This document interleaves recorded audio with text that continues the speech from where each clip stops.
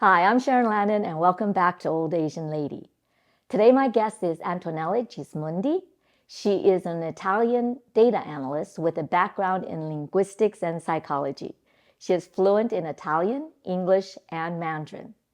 Antonella talks about how speaking a different language can change how a person acts and feels, depending on which language spoken at the time. She also shares her experience finding out as an adult that she had face blindness and how that impacted her life both personally and professionally.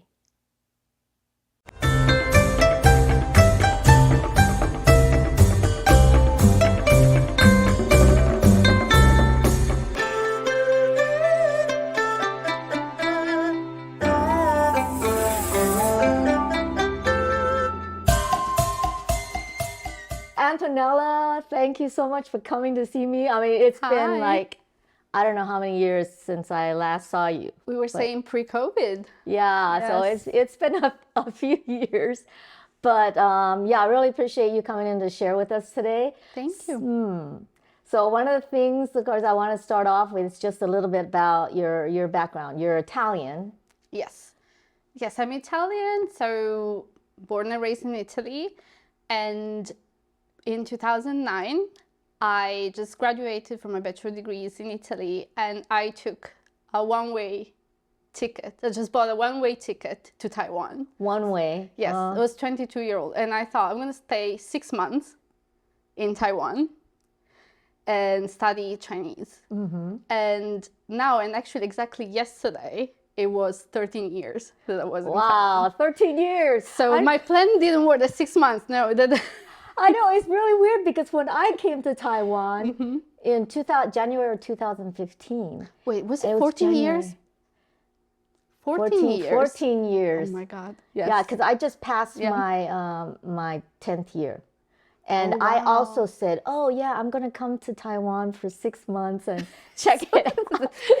It's like the standard cutoff line or something like that. So that's what everybody does. So if you stay after 6 months, you tend to like it and then you just stay forever. I mean, 14 years you just said. I mean, I know people that have been here now for 20-something, 30-something years. Yeah. So you never think about it. But the thing is that you bought a one-way ticket. So originally you're thinking the back of your mind was?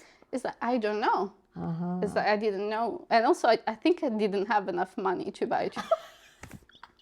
Oh, back then, wasn't back then if you buy not that it was that long ago, but back then wasn't it like if you buy a round trip ticket, it's cheaper. But it's still not cheaper than a one-way ticket. But I was thinking it's so hard to think about this because I'm right now working in an office. There's one of my employees.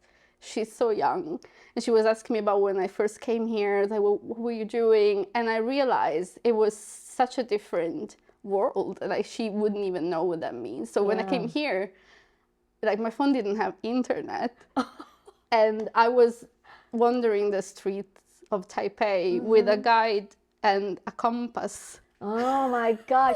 I mean, with the Google Maps. No Google Maps. Wait, was that like 14 years ago? They didn't have that, or you just didn't? I mean, I didn't have it, but most people didn't have it. Oh, because it wasn't. So it wasn't like a SIM card you could get data back at that time. It wasn't really something like an option for everyone. I think it was. Not everybody had iPhone or. Yes, I think that was like the year the first iPhone came on or something like this. Wait a minute, 14 years ago was not that long ago. Maybe. Let's see, 10 years for me, that's 2015. Yeah, you're 2010 or 2009 when I came in. Yeah. 2009, which means it's 16, almost 16 years. So see, time passes so fast when you're getting old. I'm just rejecting the ideas that I've been here so long. At least we don't have to get into talking about the aging part because you're not even there yet. But I'm there. Yeah, as you can see, I'm there. But so you got your you already graduated. You said what did you study when you were? So when I was in Italy, I studied Chinese. So that was my bachelor degree. So my degree was Chinese language. But why did you decide to study Chinese from Italy? I mean, what? yeah, that was a weird choice. I think initially I wanted to study Russian. And then I decided, you know what, I want, and this is a really weird mental process, I think, but I said, I want languages more difficult for Italians. And I know Russian is also really, really difficult. Yes.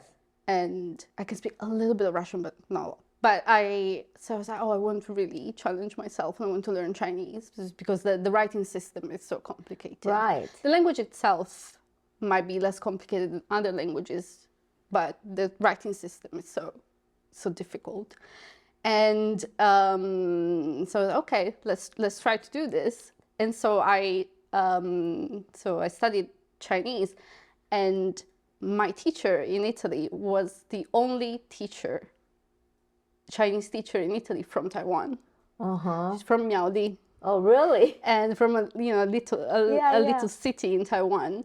And so people from my classes, instead of going to mainland China, tended to go to Taiwan. And so she was promoting, of course, the country, and say, oh, you can try to go to Taiwan, it's such a nice place. So at that time, I didn't know much about it. And then, started researching. So, okay. So I decided, okay, I'll come here and I studied Chinese. And then, so 6 months passed, and then a year. And I think after a year, that's when I applied to do a master's degree here. And I decided to study teaching Chinese as a second language. Oh. But I wanted my Chinese to get better because the program is entirely in Chinese, and it's a program for Taiwanese students. So you do exactly the same work of other Taiwanese master students. So I was like, okay, let me study a little bit more Chinese. So I did an extra year of language studies, and then I did the master's. I finished that, and then I started working in my previous career. So before coming here, although I was quite young during my student years in Italy, I was working in the travel industry because my hometown in Italy, it's a really tourist place, and a lot of people used to go there to spend the summer in nice beaches and a lot of entertainment. So there are many travel agencies and many hotels and other fun stuff to do. And so a lot of students work in the summer. And so I had several years of experience in the travel industry, and I started working in the travel industry also in Taiwan. Oh. And I was working for an Italian tour operator. Oh. Yeah, so we were collaborating, sending Taiwanese tourists to Italy. Okay, so it wasn't the other way around. If Italians came here, you took them around Taiwan. No. No, I was doing business to business and with Taiwanese travel companies. Right. And we were organizing trips with this Italian company. And that went quite well. And I did that for, I think, 4 years. And then that kind of fizzled out. And then something really weird happened. Okay. As I was trying to find a different job, maybe in the travel industry or of event organization, a friend of mine asked me, hey, I know you have a bit of a passion for theater because you do some theater, you go to theater classes, and I work in this company and they do children's theater. Would you like to audition? So they're looking for someone for a show. So I was like, okay, I'll just do it for a little bit because it pays well. So I'll just do it for a little bit. And then actually I did it for quite a long time. Yeah. And that was really fun. So I started doing children's theater. And it was a really good thing because one, it was fun. And it was English theater for Taiwanese children, so it was kind of edutainment. So okay, yes, they could them, learn English from that. Yeah, but it wasn't instructive. So right, yeah. So, but it was meant for second language speakers, and I thought it was very interesting, and just like the method that was about teaching without teaching. Yeah, because I feel like for kids. In Taiwan, because the education system is so strict, especially about learning English, it's just not fun. And so many Taiwanese kids that I know, they didn't enjoy English. They have to learn for the test. Yeah, basically. exactly. So having this other way of teaching English in a fun way, I think people tend to retain it better or enjoy learning and stuff like that. So yeah, that was fun, and also allowed me to do something else, because it was a job that, mostly work weekends, and I have more time to spend on self-growth and development. So I decided to study more. So I completed another master's degree in psychology. Okay, so your first master's degree was in? Teaching Chinese as a second language. Right, and then another one for psychology. And then I did a third postgraduate degree. Oh my gosh, you should stay in school for your whole life. In work psychology. Okay, but you didn't do all of these were in Chinese? No, the first one was in Chinese. So the second one were online. Right, for UK universities, Derby and Leicester. Okay. And also during COVID, so online studying was really easy at that time. Yeah. And our performance work was a little bit more limited because of COVID.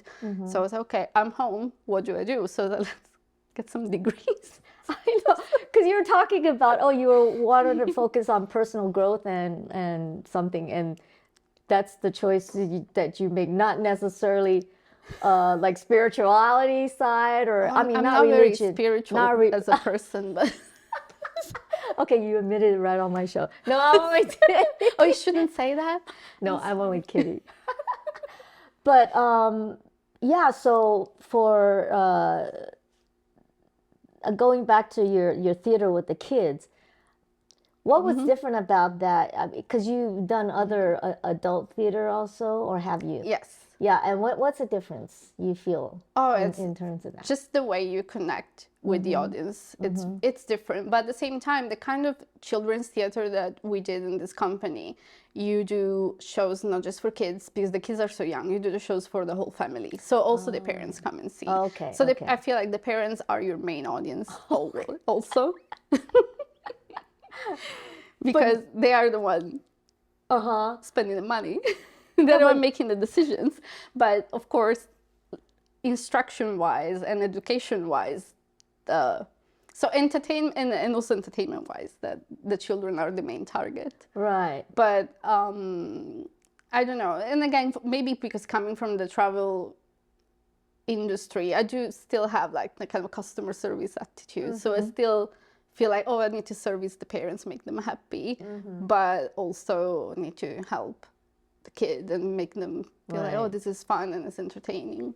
Yeah. Yes, it's really fun. But there's a lot of singing and a lot of dancing. Okay, so you did singing and dancing. Yes, and I did a show that was 75 minutes of straight up dancing. Whoa. Basically. Whoa, what was that? It's just a stage show. Okay. Yeah. Okay. 75 minutes of stage dancing. Wow. That's It was tiring. Yeah. You're not doing that anymore. No, I couldn't. I could not. Okay, so you got 3 degrees. Out of the degrees, actually the third one was kind of linked into your second one, because they're both dealing with psychology. Yes, so in order to get the third one, you need to finish the second one, work psychology. And at the same time, I decided that I wanted to learn about data analysis. So, and this is because while I was studying psychology, the counseling, it's a really nice aspect of psychology. That's usually what people think about when they think about psychology. There are other aspects of psychology. There are different branches. There are not just clinical psychology. There is forensic psychology. It's about psychology and the law, for example. Or there's work psychology that's about analyzing task and optimization at work and making people happy at work and things like that. And that's the part that interests me the most. Right. And the part that I really, really, really liked was the statistics and the research. And so I thought, I want to do more of that. I want to learn more about data analysis. So I learned how to use data analysis software and data visualization software and I took a certification in that. And basically through this, that's how within the company that I was working as a children's theater artist, I transitioned into a very different position. So I became some sort of data analyst. Oh, for their company. For the same company. Interesting. But yeah, because I wasn't planning to work for them, but one of the bosses heard that that's what I was doing and they were interested. So yeah. And now I'm working in the same company, and this is 8 years later. Wow. And I'm now a manager of one of the departments. Yeah, but so what kind of data things does that company need to know? I mean, how many people? Everything. Really, like? Yes. So this company, because they sell an educational product, and once you buy this product, you become a member. So it's a sort of subscription. So anytime that a company sells a subscription, you want to know what your subscribers do. So you want to know how they use the service. So what's the members' behavior? Is there something they do before dropping? Is this something they do that makes them stay more? Is this something that they really love doing? Are you guys a mini Facebook that spies on all these people? Well, and the company has an app, the proprietary app. They do the app, yeah, so you can get all this information. That's how, yes. Ah, okay. And you say you really, really like data analysis. Oh, I love it. Yeah, for me, it's like solving a puzzle. It's like when you have all the numbers. Well, you like that when you're young? You always No, I didn't. Yeah, so what made it, I don't know what all of a sudden? Yeah. But yeah, I think That's weird. I don't know. And maybe I never was communicated about statistics or mathematics in the way that I could understand it. But when I was doing this class for my psychology degree, I met this professor, and his class immediately clicked. I was like, oh, this is what it is about, and it's actually amazing. So yeah. Oh, I don't know if I really like because you have to do a lot of research, and you have to know all these, how to put statistics together, and you have to do coding. Coding also. Yes. Oh, even worse. my that side of the brain doesn't work that well about that. But okay, so now this is what you're doing now with that same company. Yes. And you don't perform at all. You're just doing the data analysis. No, I don't have time. No. Yeah, you don't have time. It's a regular full-time job. Yeah.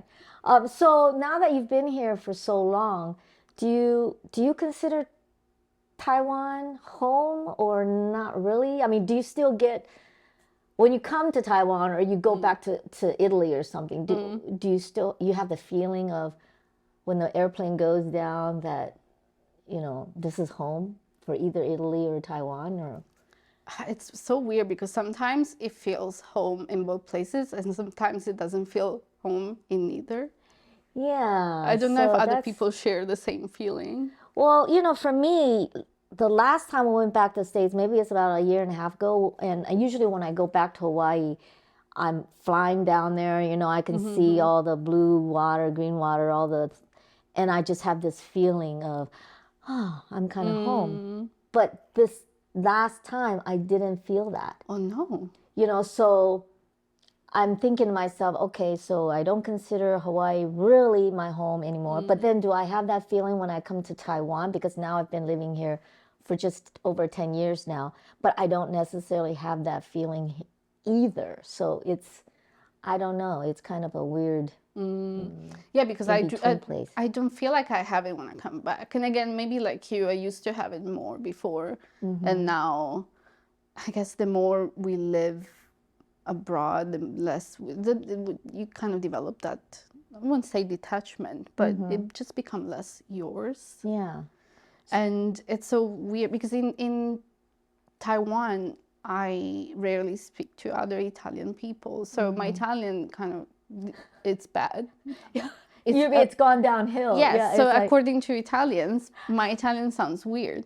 So sometimes when I go to Italy, like I said, like order coffee like 2 days after I arrive, people are like, oh, your Italian is so good. Where are you from? Like, what? I know. I feel like that too. I feel like my English, the vocabulary. Sometimes I have to think a little bit before I find the word. Yeah. What do your parents think about you living abroad, or even the first time that you decide that you're coming? The first time Taiwan? was like trauma, but Italian family, and it's kind of unthinkable almost. And it was acceptable at the beginning because it was 6 months. Right. So I couldn't not have sold it if I was like, hey, I'm going there for 10 years, see you, right? But every time, and I think this is also why going back is difficult, but I feel every time it's a little bit of a guilt trip at the end when it's time to leave. But I do understand.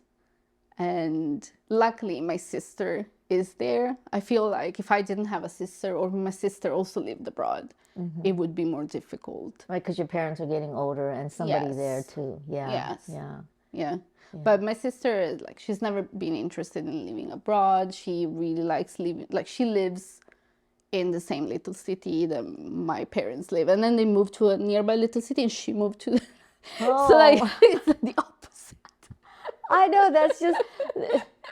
See, it's like I cannot imagine. Okay, right now I moved back to Taoyuan, so I'm about a 15-minute bus ride from where my sisters are now. But I could never imagine, because my two sisters and my one brother bought apartments in the same complex. And to me, growing up American, I'm thinking, no, I would never want to live that close to my parents. But yeah, it's interesting. I mean, your parents, or growing up, you guys didn't do a lot of traveling? Because sometimes I wonder, how do certain siblings, what do they think about, traveling, and other ones don't even want to travel? Oh, no, we were not wealthy, so we did not we never traveled. We never traveled as a family. So, and again, because my hometown was this kind of a tourist place. So summer is the time where other people go on vacation, and we go to work.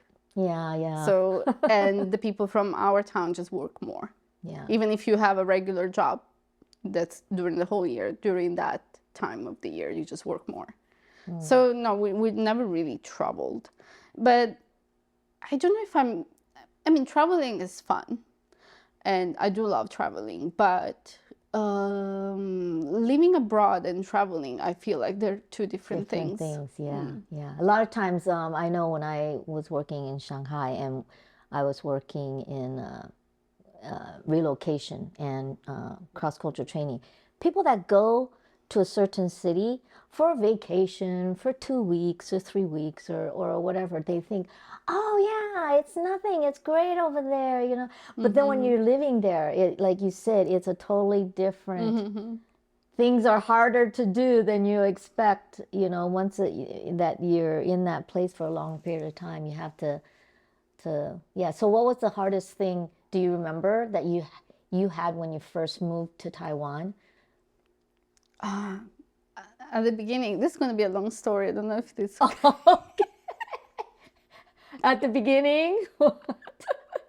You're Italian. You speak long. Start with long stories. When I first arrived here, and again, this was many years ago, so it's not like, I feel like this wouldn't happen now. Okay. But I was in a really weird living situation because, again, not enough information or enough easy to find information on the internet. Facebook, it kind of existed, but I don't know if there were not Facebook groups, didn't exist. Right, back then. Okay. So, you couldn't really search for information easily.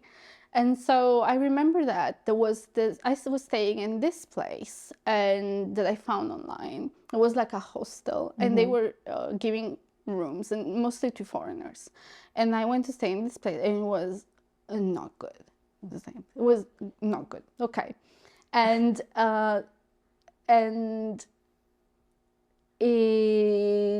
it was not expensive, but then, because I didn't know anyone in Taiwan, I didn't know that I was overcharged, for example, on the electricity and water. Or like, for example, my place didn't have a hot water, and it was winter, and we could take, and my landlord was like, "Oh, it's Taiwan, we don't have hot water in Taiwan." I believed him.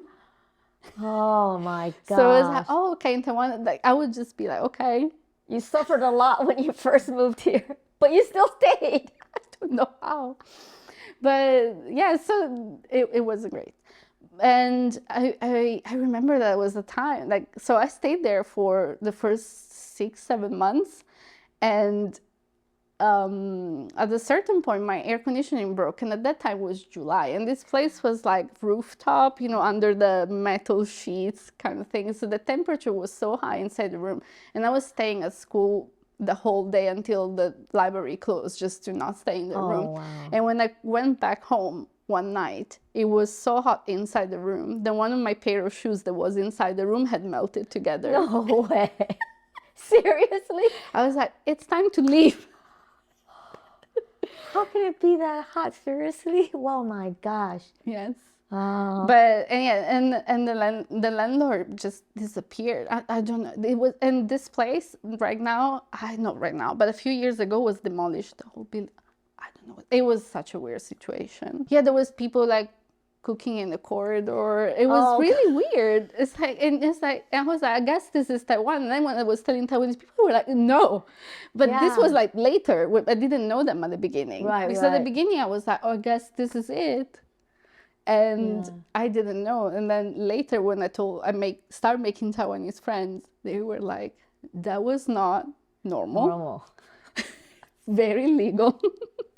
Oh, but you like put up with it for 8 months. Oh my gosh, that's crazy. But after that, it was good. Everything was good. After that, then you made some friends already and things like that. Yes, because then, of course, like if you have a problem, you can ask your Taiwanese friend or you know, any friend. You can be like, hey, is this okay? Or I don't know.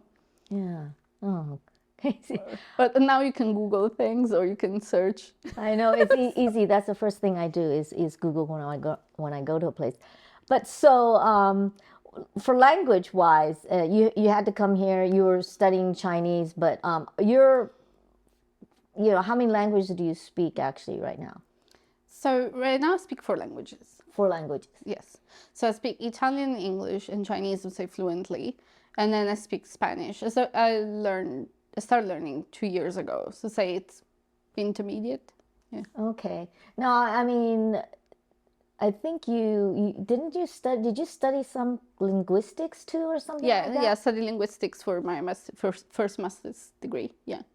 Oh, because that was part of your teaching as a Chinese as a second language or something like that. Yeah, because like if you do that master's, you can either focus on like pedagogy, like the teaching method aspects, or on the linguistics, and I prefer to focus on the linguistics and cognitive psychology aspect of it. Mm-hmm. So I read an article that you wrote a couple of years ago. I thought it was super, super interesting. Oh, is that about speaking different languages and feeling like a different person? That one? Okay. Yeah, I mean, so what you're saying in the article is that people that are multilingual or bilingual, that depending on which language that they speak, they have different personality traits or different ways of behaving, right? Something like that. But maybe you can explain it a little bit more. So it is observed, and in general, people do report that, especially if they have high fluencies in multiple languages, and especially if they have lived abroad, they might have the experience of feeling different when they speak a different language. Now, we cannot really say, oh, it's a different personality, so we cannot go that far. Right. But we should trust what people feel, right? Their own experience, and saying, I do behave different sometimes, or I can predict my feelings and a little bit less, or something like that. Or I find some things more easy or easier or less, or depending, or more difficult when I do this language instead of this other language. And I think that I do experience that as well, especially with English and Italian. Mm-hmm. I mean, what is it like when you change languages? So in my case, I think that with English, I am more straightforward. And I think it's just like the cultural, because I'm used to use English at work a lot with other colleagues, especially American colleagues. So that's kind of the language that's so I feel like okay, corporate. But also for me, English has become the language of humor, for example, because I've stopped really consuming entertainment in Italian. So I mostly consume entertainment in English. Okay. So I feel like my humor has shifted. Okay. So when I'm in Italy sometimes and I like watch a comedy, I'm like, I just don't understand. I just don't get it anymore. I feel like I used to really like this style of comedy, but now I don't get it as much or don't appreciate it as much. And in general, I felt that English has just become the language of my thoughts and my dreams. I always dream in English. Even when I dream about Italian people, they speak in English to me. Oh, really? In my dream, yeah. Oh, I remember I was talking to somebody not too long ago, and they were saying that they started dreaming in Chinese. They're American. Oh, that's so cool. I mean, Asian American, okay, though. that's happened to be. I've also dreamt my dad was speaking to me in Chinese. That is really? so weird. But yeah, your dad is. Yeah. Yes. Well, that's interesting because for me, I haven't ever dreamt in Chinese that I remember. Everything's in English. However, I find that I don't have to translate in my head anymore from English to Chinese. Okay. But okay, so you're just talking about humor-wise and being more direct. Yeah, or in English. And some people, and I feel that too. So they also feel that in a second language or in a different language, you might feel, for example, less inhibition. So a lot of people feel that the first language is tied to stronger emotionality. So, for example, some people feel it's easier to say I love you in the second language. It's easier to curse in the second language. That's for sure. It's for me. You've been doing really good so far. Yes. And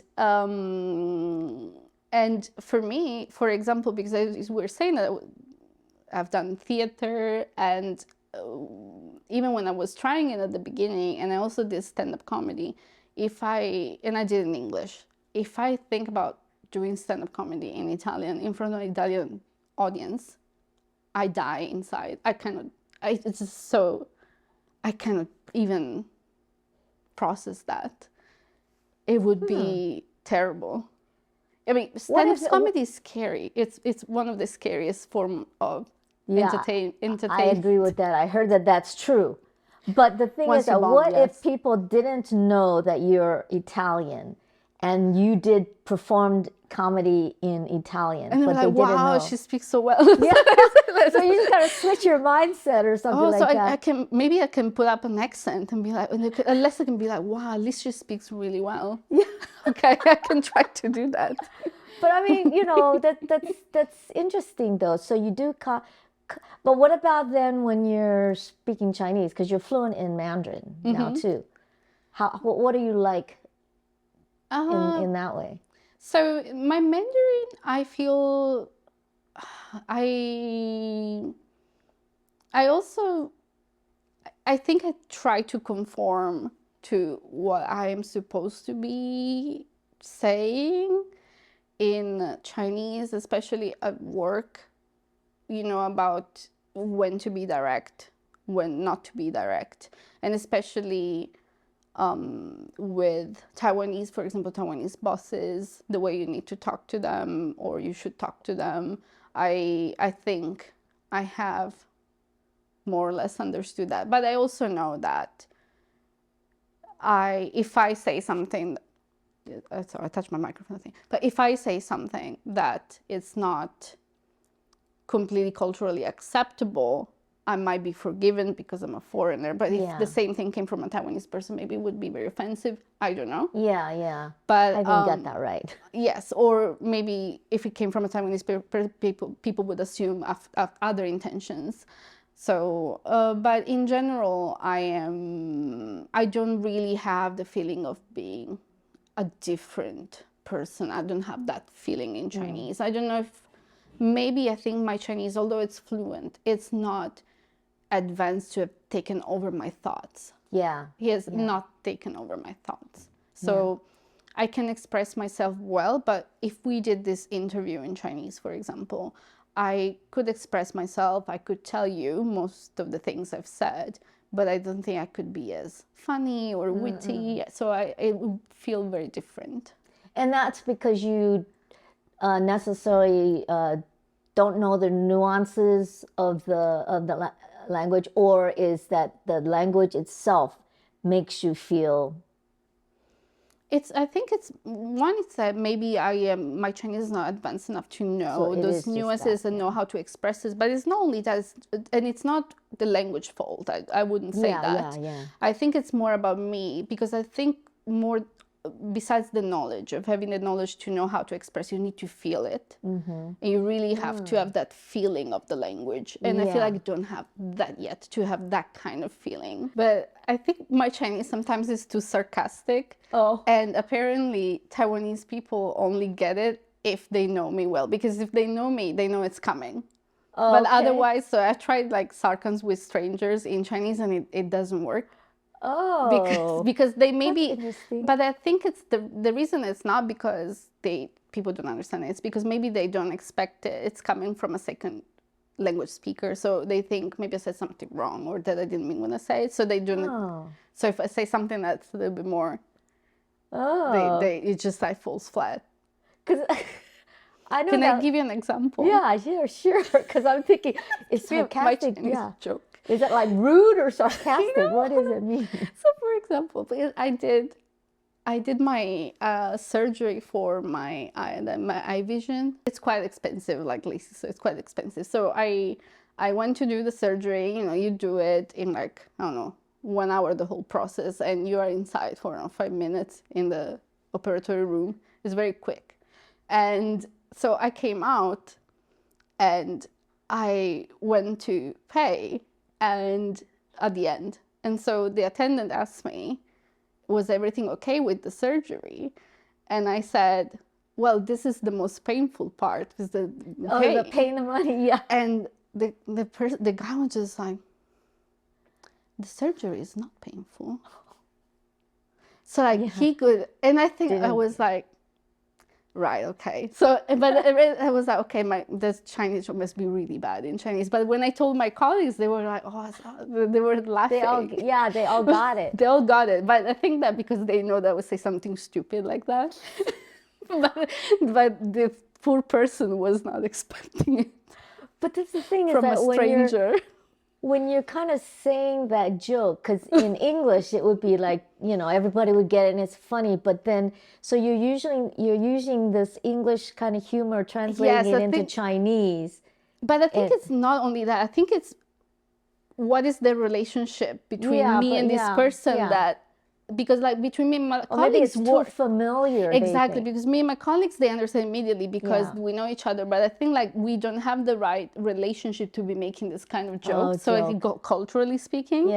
So this person was just like, what is this woman about? So it's like, nothing. I thought you were going to give me an example of something, because for me, when I'm speaking Chinese to my sisters or to anyway, sometimes I'm quite direct, you know. It's just like, this is the point. I hate the beat around the bush, the, you know, winding way of speaking, indirect communication and things like that. So I've gotten better at it, because I remember when I first got here, you were just like, this is what we need to do. You know, now it's like I can at least conform a little bit and do some of it. But I'm quite direct in Chinese, and I think maybe sometimes people don't necessarily expect that, because they're used to being more polite way of, I don't know. I don't know what it is, but do you also find that it's really interesting how in Taiwan people are indirect on things that maybe in Europe and America people are very direct with, but there are some things that for us are taboo, or we would be very indirect. The Taiwanese people are like, oh yeah, absolutely. When so how much do you make? Right? Exactly. So how much do you pay for rent?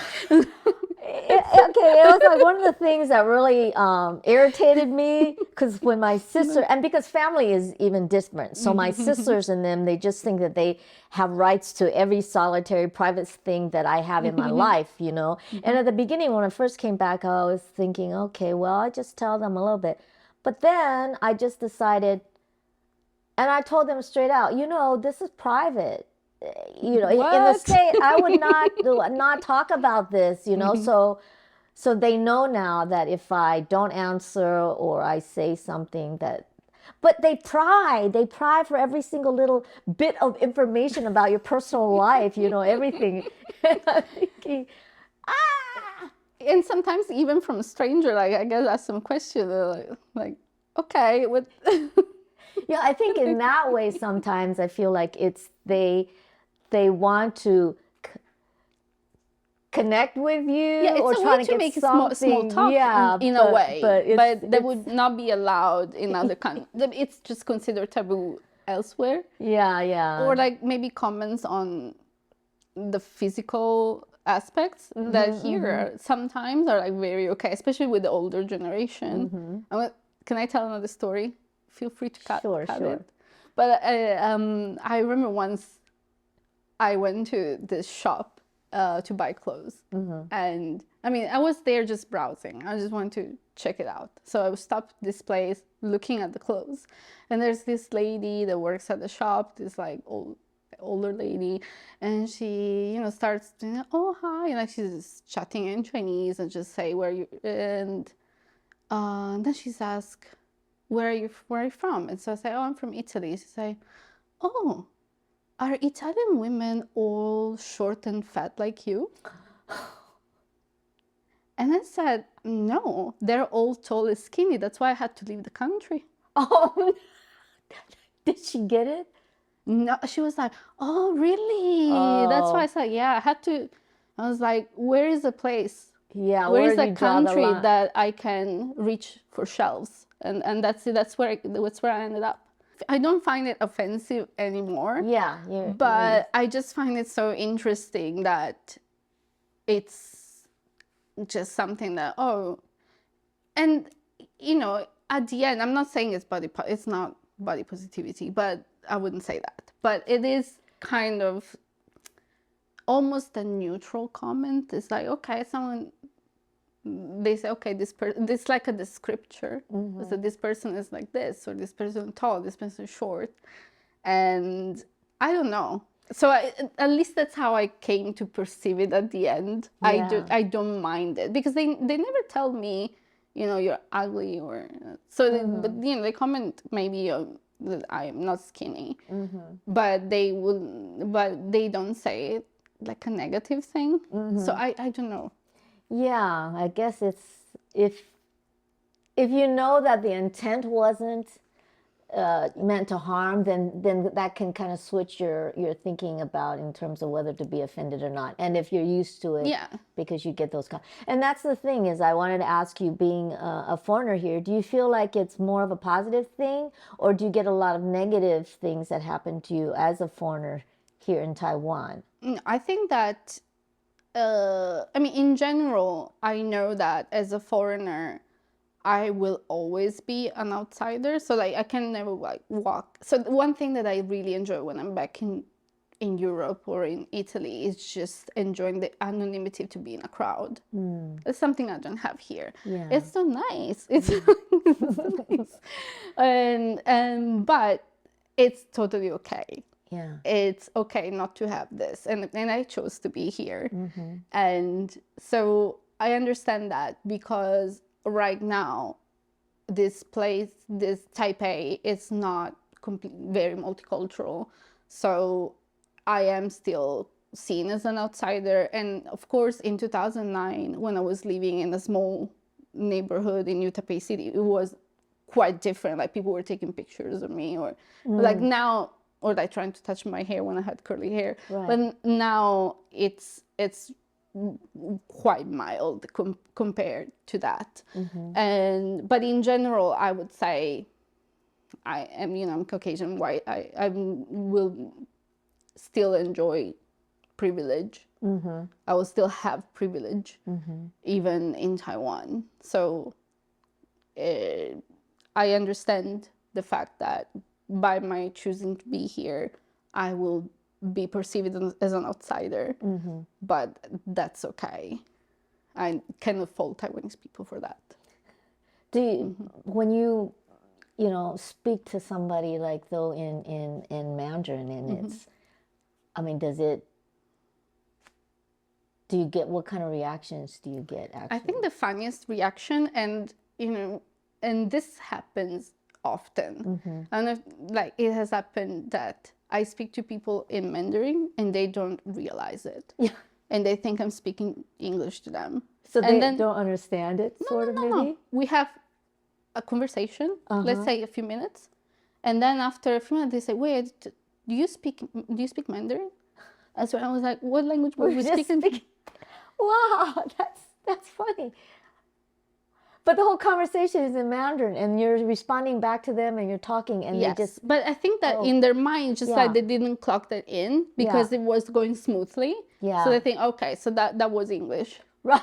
So that but was not necessarily that they speak English. But maybe they just speak English well. So maybe that's why. But in that moment, either maybe or I was speaking Chinese, were responding in English, or they were also responding in Chinese, because maybe it was just like very quick and natural. Right. And then maybe they got stuck at a certain point, and they were like, "Wait, I don't know how to say that in English. Can you speak Chinese?" And I'm like, that was what we were speaking. They were like, "Wait, really?" And yes, so then like there's a moment of realization, and it's weird that happens often. Yeah, it's like people's perception or what their expectations are, and so they're going with that rather than what's actually happening. Yes, and I think it's very clear because when I speak on the phone with in Chinese, it's really, really different. For example, when I speak in person, people just slow down a lot more. And I remember that sometimes when I speak on the phone, like it's so much harder to understand people. Oh. And I don't know why, but when I speak on the phone in Chinese, I have had people assuming that I'm from China. Taiwanese people assuming I'm from China. Because I do not have a Chinese accent. Yeah, you don't have a Taiwanese accent. I guess Chinese accent and Taiwanese accent is different. I mean, but when I was in Italy, for example, I was speaking to Chinese people. They were like, "Oh, did you study in Taiwan because you have a little bit of Taiwan accent?" But I guess that it's just that, oh, this person speaking Chinese is obviously not really a native speaker, speaking a bit weird. Maybe they're from China.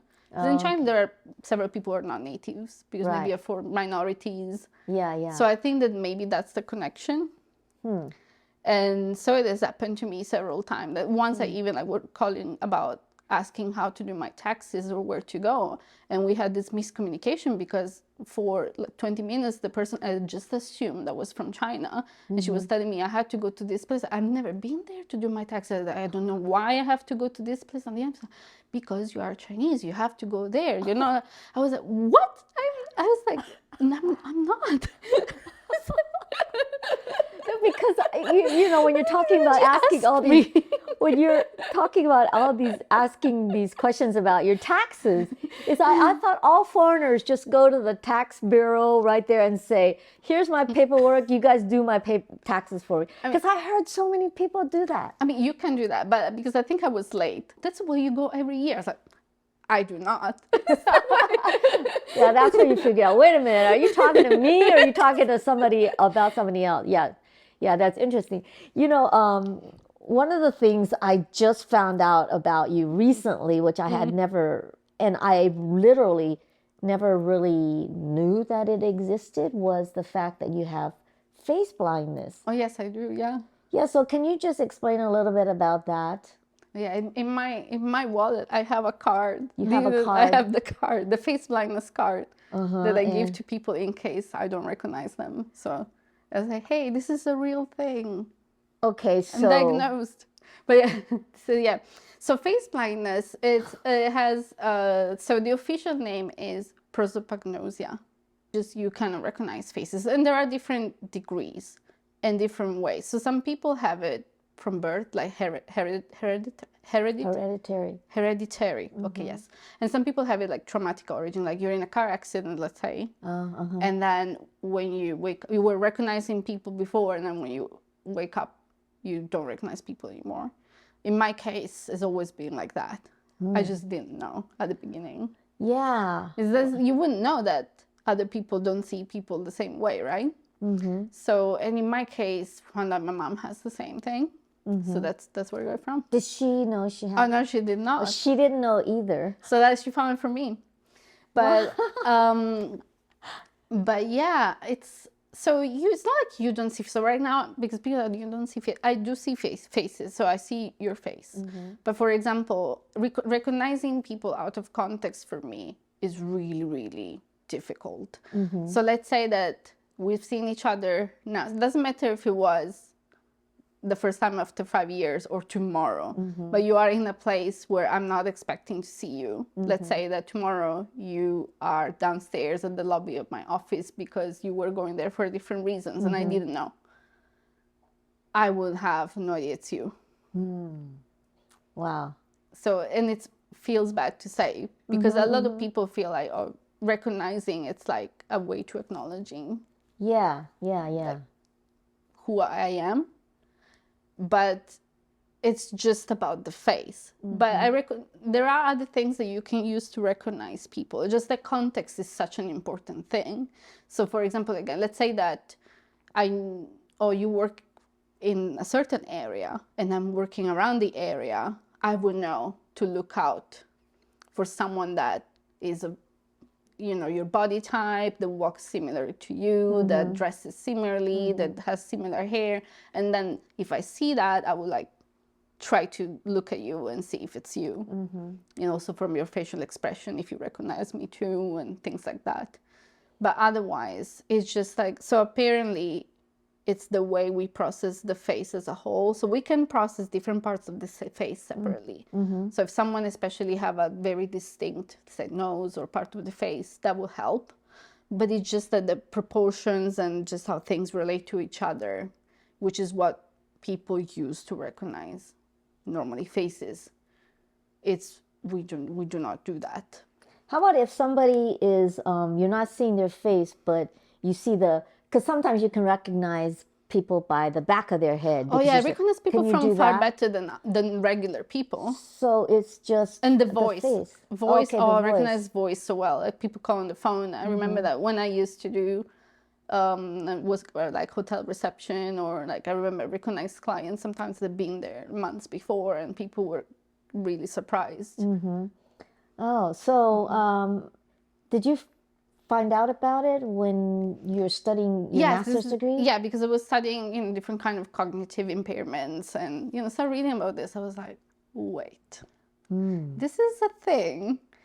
And okay, I think that there are two types of people with face blindness. The way that you grew up thinking. So one type of people, they grew up thinking they are some sort of imposters. They basically they know that they fail recognizing people, and they have like kind of a failure, and they have to keep this secret. And then they have the worst memory for faces or names, and like they kind of have to keep the secret. And then everybody else can do this very simple thing, and you cannot do it.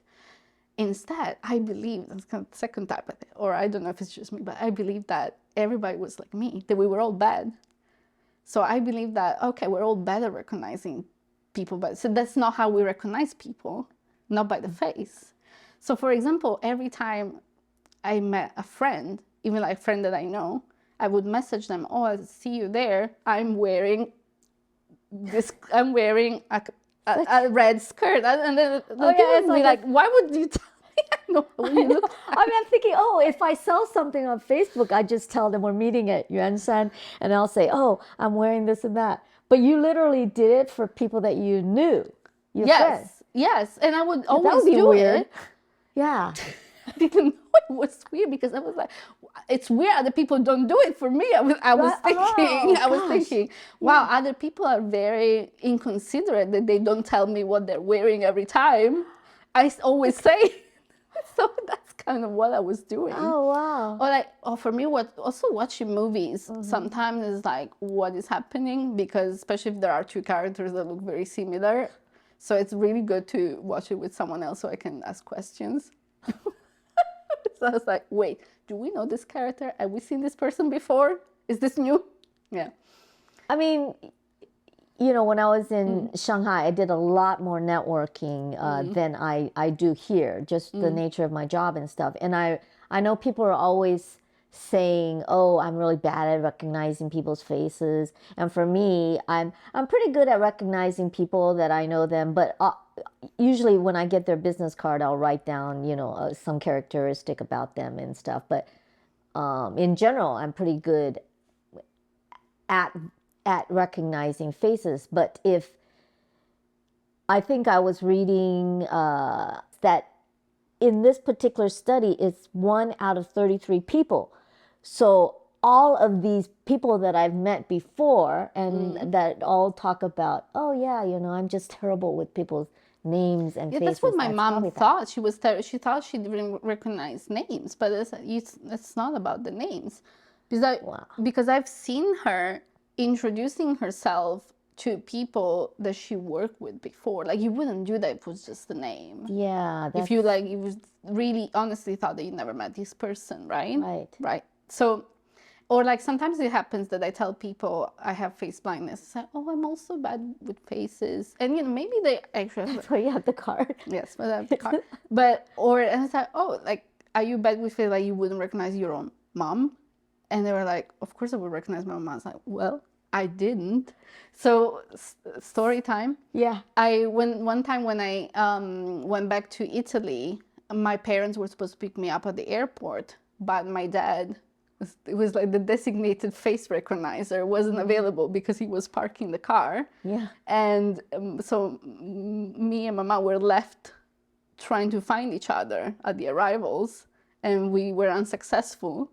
So when my dad came back from parking the car, he found us like 5 meters from each other, and we didn't recognize each other. Oh my gosh. So if your mom would have called your name, for example, that would have helped. That would have helped. But I guess she thought my plane didn't arrive yet, or like, yeah.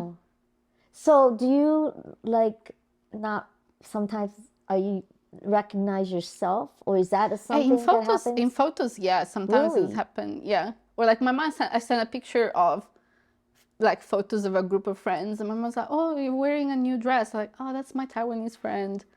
Oh no. Yeah. Wow. Yeah.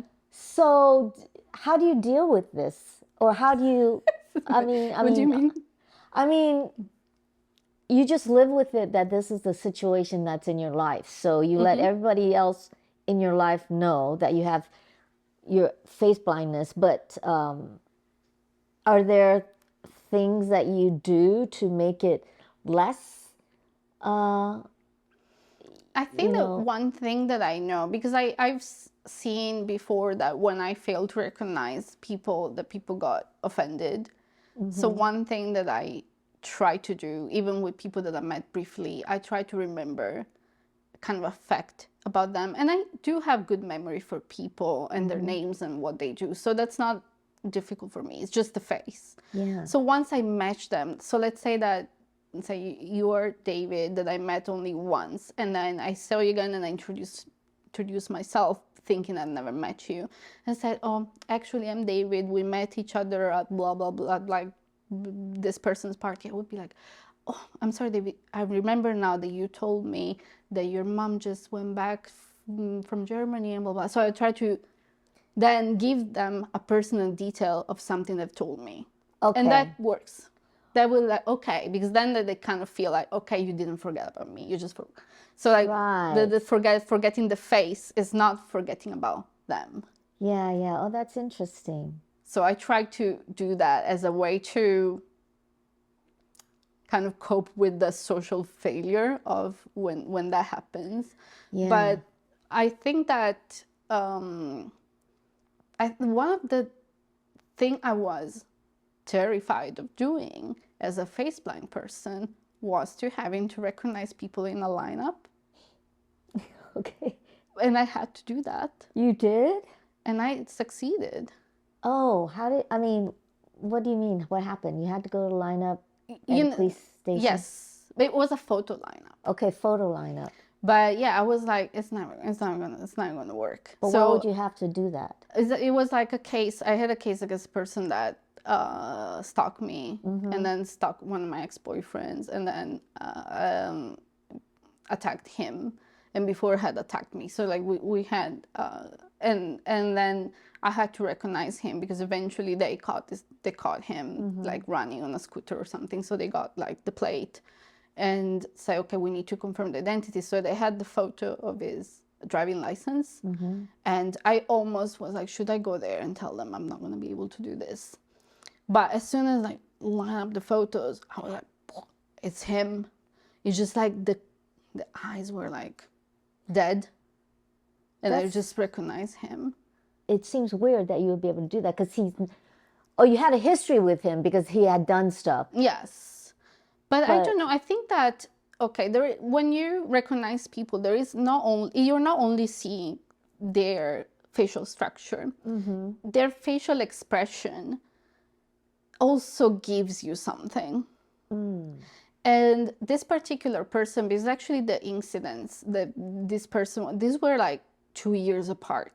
And I remember when the second time that it happened, it was 2 years later, I recognized him and my ex did not. And like my ex didn't have face blindness. I thought, I swear him. It's just because for me, just looking this person in the eye and just I had this unsettling feeling. So you know that when we recognize people, there are different parts of the brains that are involved with this. And there are also different parts of the body that are involved with it. And there are also like skin level sensations. So for example, there is a kind of condition, I should look up the name, but people always cite as being kind of the opposite of face blindness, and this happens only for traumatic events. Let's say you have an accident or something, that you instead recognize people, but you don't have the skin level sensation of familiarity. So you are convinced that, for example, your relatives have been substituted by clones, because you sit next to them, but you don't have any feelings. Do you know? Because when you are next to your relative, you don't. It's not the same feeling as sitting next to a stranger, right? Right. Your body knows that you know this person. Yes. Even if you're not looking at their face. So, and this is kind of the same thing. I feel like this person was giving me that vibe that, you know, kind of like red flags, kind of like gut feeling that was so strong. It was stronger than me recognizing my face. So I wasn't sure it was him exactly, but I was like, as soon as I saw this, I was like, this person's bad news. And I didn't know why. Well, there's stuff like intuition, women's right? intuition too, that kicks in for a lot of different situations. So I am glad that time, although my face recognition kind of failed, my intuition was working. But again, this would be, you could explain it because it's processed differently in the brain. And there's the sense of familiarity and the emotions that a person gives you, or the processing of the expressions of a person, and then the processing of the facial features. They're in different parts of the brain. So, for example, when people have face blindness and you do your face blindness test, they also give you a test of recognizing facial expressions. And I performed really high on that, like much higher than average. But some people also with face blindness also perform low on that. So it depends. Yeah, it can be. Degree. Yes, and you know, there are comorbidity. It can be people maybe have autism and face blindness, or they might have hypophantasia, which is when you do not have imagination in your mind, you don't have mental images, and then face blindness or not. So there are different combinations. Yeah. But in my case, for me, I feel like I rely so much on the emotional expressions, so I became quite good at reading that. Oh, interesting. Wow. Wow. Because I'm just thinking that you said that it can also be triggered by somebody having a traumatic accident. So it seems to me that there's something in the brain, a particular part of the brain that deals with that. And Oh yeah, I'm for sure. surprised that science hasn't, figured that thing out to be able to switch it off or something. We know what I mean? kind of where the area that it resides, but it's not like you can just stimulate it and it gets better. Unfortunately. So you don't have to take medication or anything like that for no, it. no. It's just not something, right? It's just like, for example, if you have, and I often refer to face blindness as like dyslexia for faces. Oh, yeah. That people tend to kind of be familiar with the concept. So Yeah. it's just that basically you have a cognitive impairment. You have an impairment in processing that kind of information. So your brain just works a little bit differently in that part, on that aspect, but you just try to take different shortcuts to deal with it and keep on with your daily life. But you should not work as like the person who checks people's passport, probably, or something like that. Yeah. Be very bad. I would be really bad at that. Has anything ever happened with this face blindness in dealing with your work or that had consequences because you weren't able to recognize a client or recognize something that was necessary? Luckily in Taiwan, when I was doing business to business, it has happened a couple of times that around the city I didn't recognize a client, but I was quickly forgiven, I guess because I'm a foreigner, I don't know. Oh, yeah. So they were like, oh, you were doing, and then I'll often wear earphones or something when I'm around. So I guess people just say, oh, maybe you were distracted, you didn't notice. Oh, okay. But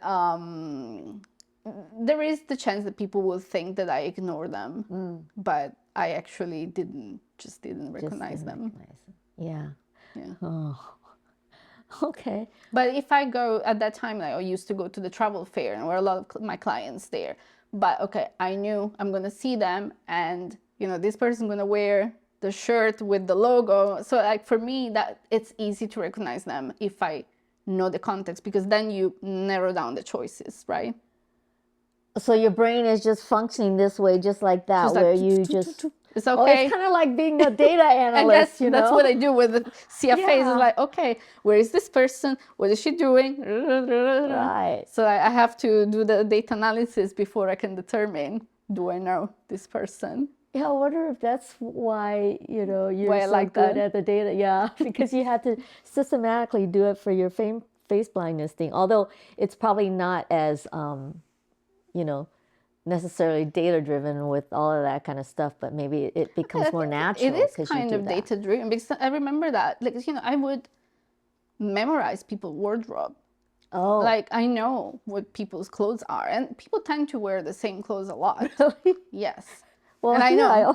I wouldn't know you because I haven't seen you in 5 years. For a while, yeah. But in general, so that's really like using clothes to memorize people. So you put that in a little bank, and then you have their voice, how they walk, how they do their makeup, how they style their hair. So, you have to keep all their data.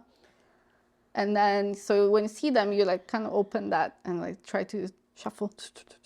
Wow, it seems like it's so much extra work that you have to put in because you're not able to I guess it is. If you just could see a face and then see, oh, that's this person, well, that would be nice. But weirdly enough, I do recognize pets quite easily because it's a separate thing. So I was listening to an interview with the partner of Oliver Sacks. Oliver Sacks is an author and a neurologist, American neurologist, who also has face blindness.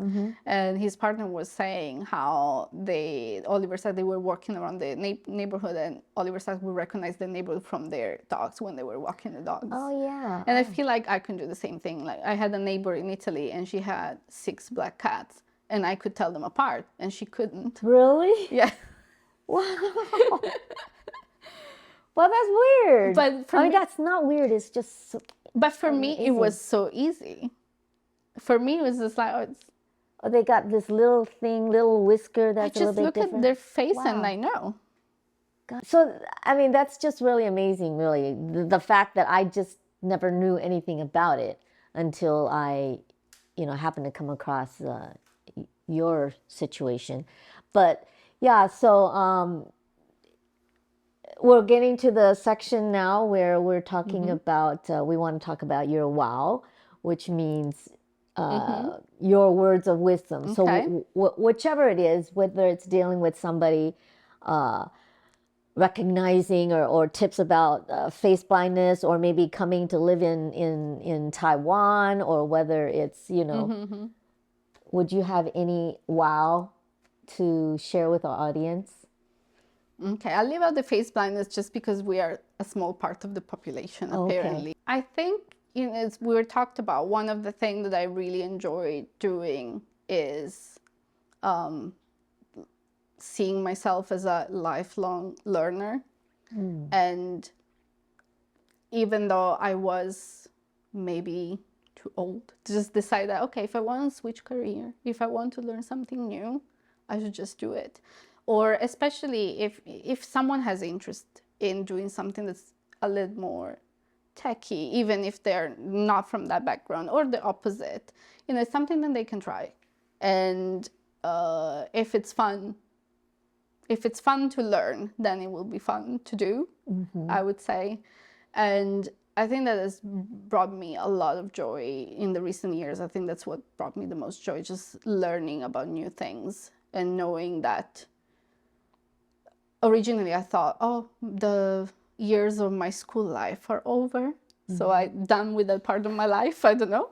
But it's like, oh, I don't need to be done with that. I can always learn. And I'm learning more. I'm learning other things now.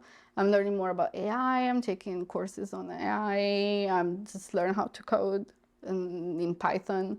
Well, is that to do with your job, or is that just personal interest? I can use it for my job. So I like to apply it immediately. So when I learn something, I was like, okay, how can I solve some immediate issues that I have? And so that, and I think this is just a way, it's some sort of like project-based learning. So how do I apply it immediately so that you're more motivated in learning? But learning, you don't need necessarily to have an end or an economical end to enjoy it. So I have also done learning that doesn't have an immediate application, as long as you're interested in it. Yeah.